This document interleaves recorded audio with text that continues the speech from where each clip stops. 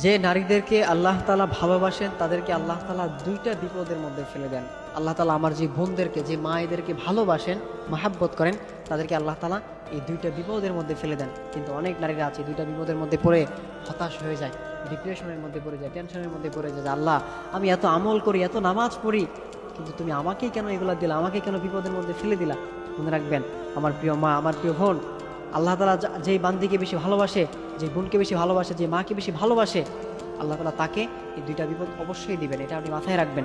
এই জন্য অবশ্যই যখন আপনি দুইটা বিপদের মধ্যে পড়ে যাবেন, তখন আপনি হতাশ হবেন না, তখন আপনি অবশ্যই ধৈর্য ধরবেন। ইন্নাল্লাহা মাআস সাবিরিন, নিশ্চয়ই আল্লাহ তাআলা ধৈর্যশীলদের সাথেই আছেন। এই জন্য আপনি অবশ্যই তখন ধৈর্য ধরবেন। তার মধ্যে নাম্বার 1 যে বিপদটা, সেটা হচ্ছে আল্লাহ তাআলা আমার যে মাকে ভালোবাসেন, যে বোনকে ভালোবাসেন, তাকে আল্লাহ তাআলা যে বিপদটার মধ্যে ফেলে দেন, সেটা হচ্ছে মিথ্যা অপবাদের মধ্যে ফেলে দেন। অর্থাৎ আমার প্রিয় বোনটা এই কাজটা করেনি, আমার প্রিয় মাটা এই কাজটা করেনি, কিন্তু তার উপর এই অপবাদটা চলে আসে যে তুমি এটা করেছো, অর্থাৎ মিথ্যা অপবাদ তার উপর দেওয়া হয়।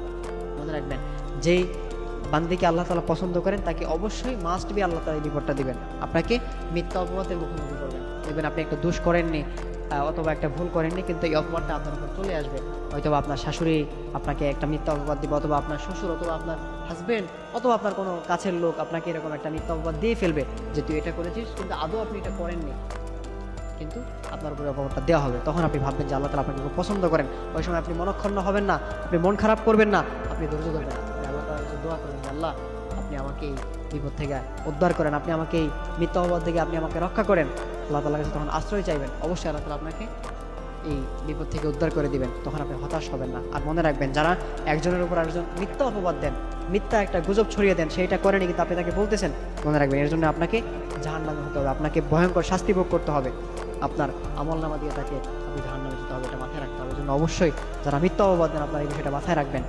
এই জন্যে আল্লাহ তাআলা যে মাকে ভালোবাসেন, যে বোনকে ভালোবাসেন, তাকে প্রথম যে বিপদটা দেন সেটা হচ্ছে মিথ্যা অপবাদের সম্মুখীন করেন। এরপর নাম্বার 2 যেটা, সেটা হচ্ছে আল্লাহ তাআলা তাদেরকে মানসিক অশান্তির মধ্যে ফেলে দেন। অর্থাৎ দেখা যায় সন্তানগুলো অবাধ্য হয়ে যাবে, সন্তানগুলো কথা শুনবে না, অথবা স্বামীটা একটু উল্টাপাল্টা করবে, মানে মানসিক যে চাপ, এই চাপের মধ্যে সে পড়ে যাবে। এই জন্য অবশ্যই তখন আপনি হতাশ হবেন না, ধৈর্য ধরবেন। অবশ্যই আল্লাহ তাআলা আপনাকে ভালো একটা জাযা খায়ের দান করবেন। এই জন্য আমার মায়েরা যারা আছেন, আমার বোনেরা যারা আছেন, আপনাদের মধ্যে আপনারা যদি এই দুইটা বিপদ দেখতে পান, এই দুইটা বিপদের মধ্যে আপনারা যদি পড়ে যান, তখন আপনারা অবশ্যই ভেবে নেবেন যে আপনার মালিক, আপনার রব আপনাকে খুব ভালোবাসেন, আপনাকে খুব মহব্বত করেন। এই জন্যই আল্লাহ তাআলা আপনাকে সেই বিপদগুলো দিয়েছেন। তখন আপনি হতাশ হবেন না, ধৈর্য ধরবেন। আল্লাহ তাআলা অবশ্যই আপনাকে ভালো জাযা দিবেন। আল্লাহ তাআলা আমাদের সকল মায়েদেরকে এই বিষয়টা বুঝে শুনে চলার তৌফিক দান করুন। আমিন।